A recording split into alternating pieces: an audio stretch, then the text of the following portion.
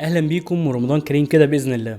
في الفيديو ده انا هقول لكم المسلسلات اللي هتابعها واناقشها معاكم لو تتحمل النقاش زي الحشاشين على ما اعتقد، لكن المسلسلات الخفيفه او الكوميديه فيكون كفايه ان اوضح لكم المسلسل ماشي كويس وارشح لكم تتابعوه ولا لا، علشان ما تضيعش وقتك في الاخر في عمل نص كم. وان شاء الله ده هيكون الجزء الاول للاعمال اللي هتابعها في رمضان السنه دي. في سؤال مهم في اخر الفيديو، يا ريت تجاوبونا عليه في الكومنتات تحت، وشكرا مقدما. ويلا بينا بقى على قائمة المسلسلات وتعريف بسيط عن كل مسلسل فيهم.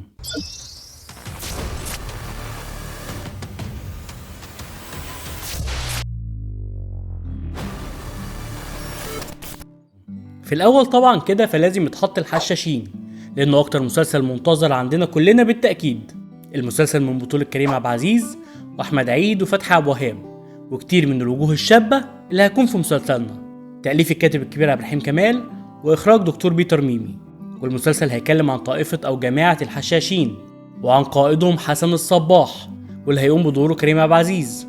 المسلسل من متابعتي للتريلر بتاعه فهو مش هيتناول الجانب التاريخي الأقرب للدقة لحكاية الحشاشين، هو هيعرض في خلال أحداثه جوانب تانية اتقالت عن الطائفة دي، والجوانب دي تاريخيا ما كانتش دقيقة كفاية، لكن في النهاية ده عمل درامي مش تاريخي يعني، فتمام.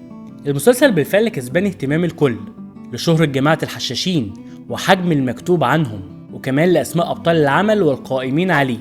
وإن شاء الله ده هيكون أول مسلسل أنا هتابعه في رمضان السنة دي، ومستني مناقشتنا سوا فيه وفي أحداثه إن شاء الله.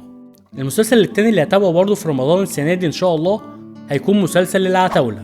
المسلسل من بطولة أحمد السقا وطارق لطفي وباسم سمرة، ومن تأليف هشام هلال وإخراج أحمد خالد موسى. اسمه لازم يتقال ثلاثي كده، عشان لو احمد موسى خطف كده على طول فالواد مسيرته هتبوظ يا عيني. والمسلسل ده بقى بيتكلم عن لا ما انا ما فهمتش هو انا شفت له الاعلانين اللي نزلوا له وما فهمتش، بس نقدر نقول ان احمد السقا وطارق لطفي اخوات وحبايب، لكن هيتقلبوا على بعض في خلال احداث المسلسل. اكتر من كده بقى ابقى كداب لو قلت لك انا فهمت.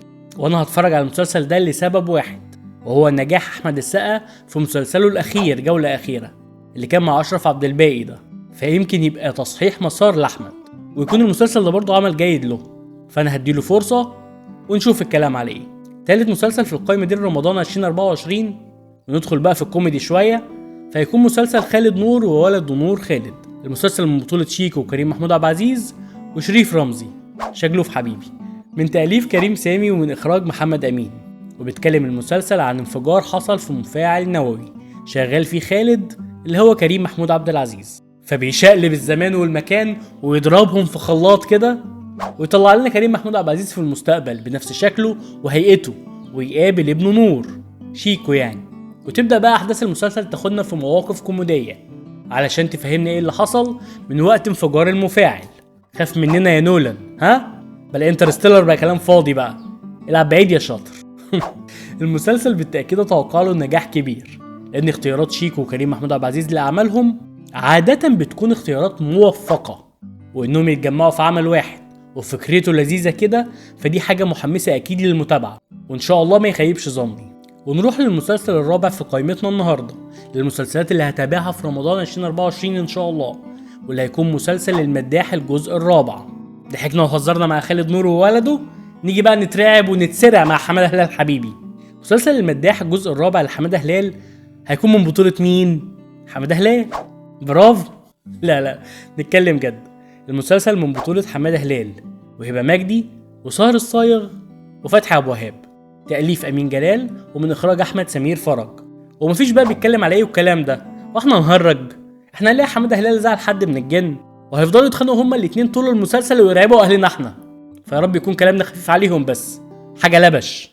ونروح بقى للمسلسل الخامس والأخير في قائمتنا النهاردة، وده جزء أول بس يا جماعة، ده لسه فيه مفرمة جاية.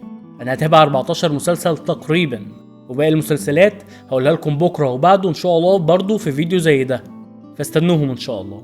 ونرجع للمسلسل الخامس في قائمتنا النهاردة واللي هو مسلسل جودر. أيوة يا فندم ما تتفاجئش، أنا هدي المسلسل ده فرصة ويا رب يكون قدها، لأن لما اتفرجت على الإعلان بتاعه بصراحة شدني بشكل ما، فهديله فرصة كده كام حلقة وبعدها نقرر هكمله وارشحه لكم ولا اقول لكم بلاش تضيعوا وقت فيه. والمسلسل ده من بطولة ياسر جلال ونور ومجموعة كبيرة من الممثلين الكبار والشباب، يعني ان شاء الله يكون عمل متعوب عليه ويكون مفاجأة سارة بالنسبة لنا. المسلسل من تأليف أنور عبد المغيث ومن إخراج إسلام خيري، ومتاخد من أعمال ألف ليلة وليلة دي. ولحد كده فخلصت قائمتنا النهاردة رقم 1 لأعمال رمضان 2024 اللي ناوي أتابعها إن شاء الله. واستنوا قائمتين كمان لباقي الأعمال هينزلوا بكرة وبعده زي ما اتفقنا. ودلوقتي بقى في وقت السؤال اللي عاوز إجابتكم عليه ضروري. تحبوا نطلع لايف كل يوم أو يوم ويوم بقى في رمضان ونتكلم عن الأعمال اللي بتابعها ونناقشها ونفصصها كده مع بعض، ولا ناقش الأعمال دي فيديوهات زي اللي بتنزل على القناة دلوقتي كده؟ يا ريت تشاركوني برأيكم لأنه مهم جدا بالنسبة لي. لايك وسبسكرايب يا جماعة عشان ده فعلا بيساعد إننا نكمل نقدر مجهود بقى شوية. وفي النهاية فكل سنة وانتم طيبين ورمضان كريم عليكم إن شاء الله، وربنا يفرج هم أهلنا في غزة وينصرهم ويبلغهم رمضان إن شاء الله آمنين مطمئنين بإذن الله، ويرحم كل شهيد مات في أرضه ووطنه. سلام.